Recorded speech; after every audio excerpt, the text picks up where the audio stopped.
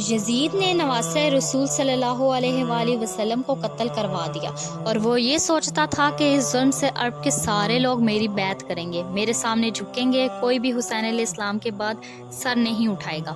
لیکن جب رسول صلی اللہ علیہ وآلہ وسلم کی بیٹیاں قید ہو کر کوفہ اور شام کے بازار سے گزری تو ان کے خطبے سنتے سنتے لوگوں کے مردہ ضمیر جاگنے لگے۔ پھر یوں ہوا کہ یزید کے خلاف بغاوت پیدا ہو گئی۔ ہر کوئی یہ سوچنے لگا کہ اسلام کا اللہ کا دین ہے، محمد مصطفیٰ صلی اللہ علیہ وآلہ وسلم اللہ کے رسول ہیں، اور یہ خاندان اللہ کا محبوب ترین خاندان ہے۔ جس نے اس کے ساتھ ظلم کیا، اس کو بادشاہ کہنا سب سے بڑا گناہ ہوگا۔ اور یوں مدینے والوں کے یزید کی بیعت سے انکار کر دیا۔ یزید نے مدینے پر حملہ کیا۔ تاریخ نے لکھا 3 دن یزید کی فوج نے مسجد نبوی میں اپنے گھوڑوں کو باندھ کر اصحاب رسول صلی اللہ علیہ وآلہ وسلم کی ناموس کے ساتھ بے حرمتی کرتے رہے، اور یوں مکہ سے بھی یزید کے خلاف بغاوت بڑھنے لگی۔ یزید نے خانہ کعبہ پر حملہ کیا اور خانہ کعبہ کو آگ لگا دی۔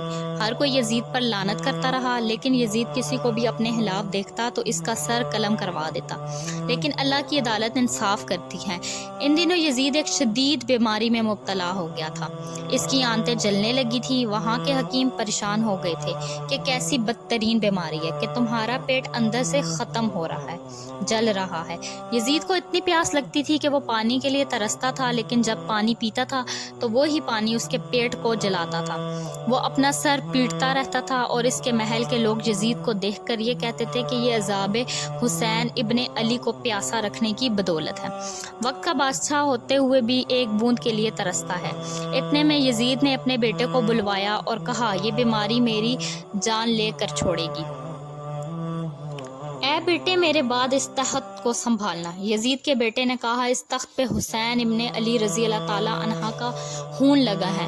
آپ یہ چاہتے ہیں جیسے زمانہ آپ پہ لعنت کر رہا ہے مجھ پہ بھی ایسے ہی لعنت کرے؟ یہ تخت نواسہ رسول صلی اللہ علیہ وآلہ وسلم کے خون سے آلودہ ہے۔ یزید حیرت سے دیکھ رہا تھا۔ یزید کے محل کے لوگ افسوس کر رہے تھے۔ ان دونوں عرب کے بدترین نشے کو یزید کے سامنے پیش کیا جاتا تھا تاکہ یزید نشے میں رہے اور اسے درد محسوس نہ ہو اور پانی کے لیے تڑپے نہ۔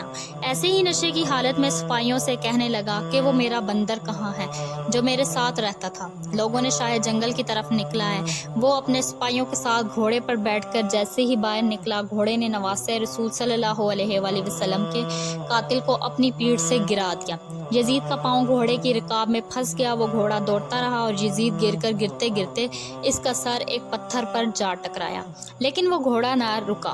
اس کا پورا جسم پامال ہونے لگا۔ یزید کی فوج نے جب یزید کی لاش کو دیکھا تو وہ کہنے لگا، حسین ابن علی کے خون کی یہی سزا ہے، اور اس کو شام میں دفن کر دیا۔